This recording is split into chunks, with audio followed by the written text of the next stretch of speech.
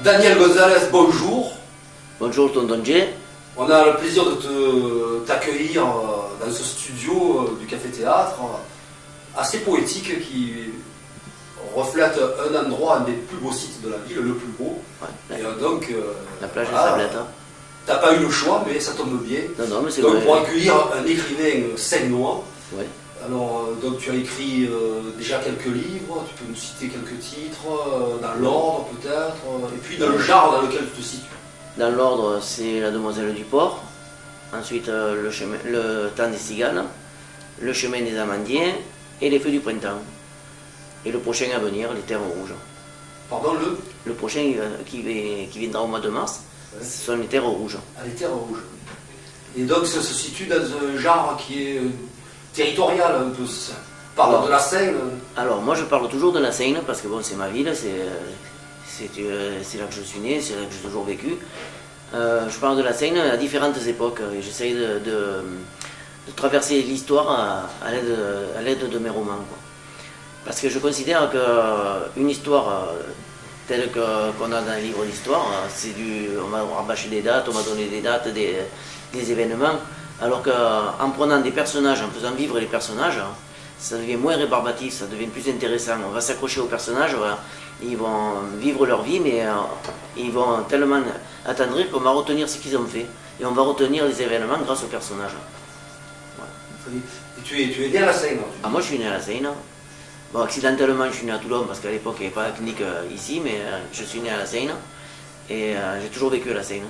Justement, dans tes livres, tu aimes la ville.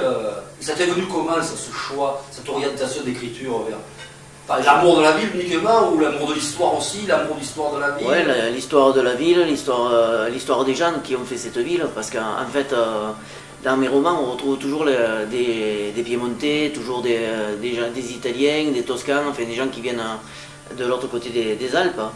Mais on trouve aussi des familles qui viennent de l'intérieur des terres du Var, tout simplement parce que bon, la Seine, c'était, comme on disait, la Mecque du travail. Partout d'où on venait, on trouvait du travail à la Seine. Et je suis venu à écrire, j'écrivais toujours depuis longtemps, j'écrivais. Mais on va dire que l'effet déclencheur, c'était quand ils ont rasé les chantiers de la Seine. Et tout ça parce que mes enfants me demandaient tout le temps, quand on passait à côté, pourquoi ils démolissaient les maisons. Et un jour, je me suis dit, je vais vous expliquer ce que c'était. C'était pas des maisons, c'était des bureaux, je vais vous raconter l'histoire.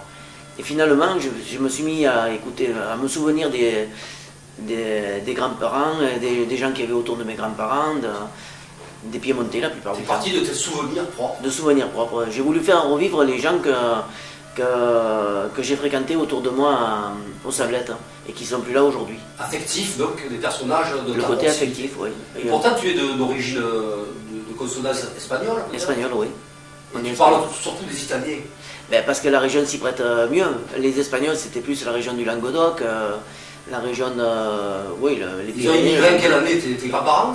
Oui, c'est assez particulier. Mes grands-parents sont partis, ils étaient en Argentine. Ah, d'accord. Donc ils sont partis d'Argentine. Enfin, mon grand-père est parti d'Argentine dans les années 1920, en gros. Comme les Italiens venant ici. Voilà. Mon grand-père. Et lui, ça a été le hasard le plus complet qui a fait que quand il a fait escale à Marseille avec le bateau, on y a fauché tout ce qu'il avait à bord. Donc il s'est retrouvé dans son costume, sans argent, sans rien, sur le quai de Marseille. Pour aller où? Il allait rendre visite à sa mère en Espagne. Ah, d'accord. Et finalement, il est resté en France. Il est parti en direction de l'Espagne pour chercher... Ah, c'est par hasard, ça a été vraiment le hasard. Il a été détroussé à Marseille, et c'est comme ça que... C'est un immigré de la détrousse. Voilà. Alors qu'il avait un niveau de vie très élevé, et ça a été le hasard le plus compliqué. C'est en quelle année ça? C'est autour de 1919-1920. Ouais, donc le grand-père, mon grand-père. Et il avait vécu une vingtaine d'années en Argentine. Ah bah. Voilà. Donc un aventurier de l'exil. Voilà. Et bon, il est arrivé à Béziers. À Béziers, il a rencontré la femme de sa vie, une petite espagnole aussi. Et il est resté là-bas à Béziers, il est mort à Béziers.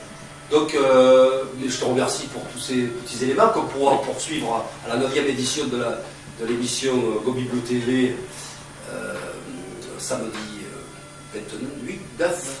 Voilà. D'accord. C'est pas important. Dernière question rituelle pour chez nous. où en es-tu d'après toi, où on en est de la révolution? La révolution, ça implique qu'on revienne à un point zéro. Tandis que je pense que c'est pas une révolution qu'on devrait parler, c'est d'une évolution. Une évolution qui ferait que le monde devienne de plus en plus humain. Qu'on remette l'homme au milieu de la scène, au lieu de l'écarter au profit de tout un tas de choses futiles à côté. Très bien, et ça tombe bien parce que là on nous avait mis au milieu de la scène, et donc la boucle C'est est parfait. bouclée. La Je boucle te est bouclée. remercie. Ben merci. À bientôt. À bientôt. Salut.